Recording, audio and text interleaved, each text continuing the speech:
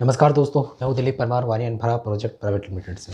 दोस्तों मैं आज आपके पास में आपका कॉलोनी गार्डन, फार्म हाउस या आपके घर का जो गार्डन है उससे रिलेटेड ऐसे टिप्स लेकर आया हूँ जो आपको गार्डन बनाने के लिए काफ़ी हेल्पफुल रहेंगे।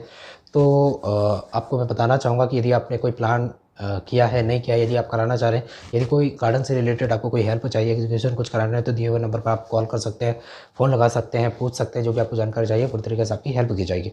तो चलिए वीडियो को बिना किसी देरी के स्टार्ट करते हैं। तो पहले दोस्तों आपको क्या करना है कि आपका जो गार्डन है उसको पूरी तरीके से पहले आपको तैयार करा लेना है। तैयार से ये है कि आपने यदि आपका कॉलोनी का गार्डन है या फार्म हाउस है आपका जो भी है, तो आपने उसका पहले लेवल बराबर करा लेना है। यदि आपने बीम डला दिया तो उसका लेवल पूरी तरीके से बराबर आपको करा देना है। जब आपका पूरी तरीके से गार्डन का सॉइल लेवल बराबर हो जाता है, आपने पूरा उसको कंप्लीट कर दिया, देन उसके बाद में क्या करना है कि आपको फिर जो भी आपका प्लान है, प्लान से रिलेटेड आपको लेआउट कराना है, तो आप वो लेआउट करा सकते हैं, आप मार्किंग कर सकते हैं।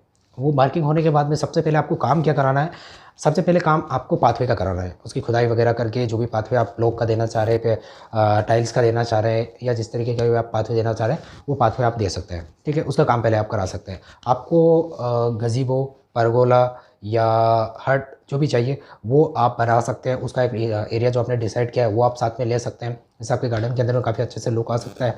आप फाउंटेन, वाटरफॉल वगैरह इसका इस्तेमाल कर सकते हैं, जो कि गार्डन के अंदर बहुत ही यूनिक पैटर्न माना जाता है। ठीक है, तो उससे क्या है कि उसकी जो एबिलिटी गार्डन की वो काफ़ी ज़्यादा बढ़ जाती है। आप उसके साथ में जो गार्डन है, आप प्लांटर का इस्तेमाल कर सकते हैं जिसमें फ्लावर वगैरह काफ़ी आ जाएँ तो उसमें एक अलग ही लुक आ जाएगा। और आप एंट्री वगैरह जहाँ पर हो रही है आप पिलर्स वगैरह का इस्तेमाल कर सकते हैं। गार्डन के अंदर में आप लाइटिंग वगैरह का जो है टॉप हाइट वाले आप यूज़ कर सकते हैं, जिससे आपके गार्डन में नाइट में भी अच्छी स्टेबिलिटी बनी रहे। और लाइट वगैरह यदि रहती है तो जो भी कॉलोनी के अंदर में है या फार्म हाउस के अंदर में यदि आप हैं तो उसमें नाइट में उसका लुक ही अलग आएगा। आप ट्रैक थोड़ा-सा घुमावदार थोड़ा-सा बनाएँ, क्योंकि घुमावदार थोड़ा-सा कॉलोनी के अंदर काफ़ी अच्छा यूनिक माना जाता है। उसके साथ में क्या है कि आप यदि गार्डन बना रहे हैं और आपको चिल्ड्रंस वगैरह के लिए झूले वगैरह, तो उसके लिए थोड़ा-सा स्पेस आप अलग रखें। ऐसा नहीं कि आप सबसे पहले फ्रंट में ही उसको रख दें, उसके लिए क कोना या आपके पास में स्पेस नहीं है तो बैक साइड में आप उसका जगह दे सकते हैं।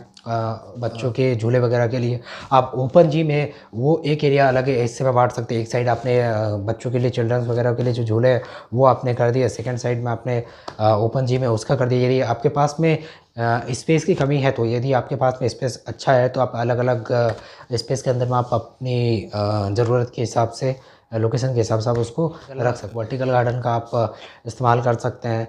उसके साथ में आप स्टैचू वगैरह आप ले सकते हैं, जो भी आपको लेना है।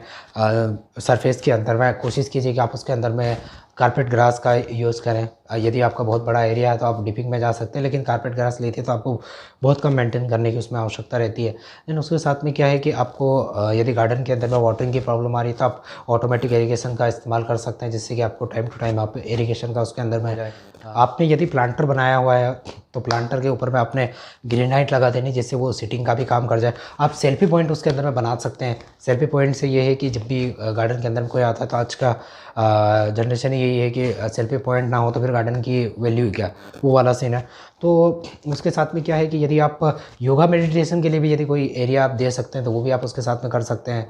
तो ये जो मैं आपको चीज़ें बता रहा हूँ ये बहुत यूनिक निकाल कर बताई, क्योंकि आज की ज़रूरत के हिसाब से गार्डन के अंदर में ये चीज़ें होना बहुत ज़रूरी है। यदि आपने ऐसा प्लान किया है कि नहीं आपको स्विमिंग पूल किसी एरिया के अंदर में देना, तो स्विमिंग पूल आप साइड में निकाल सकते हैं। टेम्पल का एरिया यदि आपने निकाला है तो उसमें भी थोड़ा-सा आप ट्रैक रखिए घूमने फिरने के लिए, और ग्रीनरी के लिए आप उसमें थोड़ा-सा स्पेस बना के रखिए। तो दोस्तों ये मैंने आपको स्टेप बाय स्टेप तरीके बताए हैं। उम्मीद करता हूँ आपको अच्छा लगा होगा, और यदि अच्छा लगा तो आप उसे लाइक कीजिए, सब्सक्राइब कीजिए, औरों को शेयर कीजिए। यदि इससे रिलेटेड आपको कोई हेल्प चाहिए, कोई मदद चाहिए, तो स्क्रीन पर दिए हुए नंबर पर आप हमें कॉल कर सकते हैं, बता सकते हैं, आपकी पूरी तरीके से हेल्प की जाएगी। यदि आपको कोई पेवर ब्लॉक की रिक्वायरमेंट हो रही है तो हम लोग पेवर ब्लॉक मैन्युफैक्चरर हैं। आपको होलसेल में पेवर ब्लॉक अवेलेबल कराएंगे। यदि आप लैंडस्केपिंग कराना चाह रहे हैं तो वो भी आपको लैंडस्केपिंग भी हम लोग करके देते हैं। ठीक है, तो ठीक है दोस्तों, ये जो मैंने आपको वीडियो बना कर दिया इसमें आपको काफ़ी हेल्प हुई होगी, मदद मिली होगी।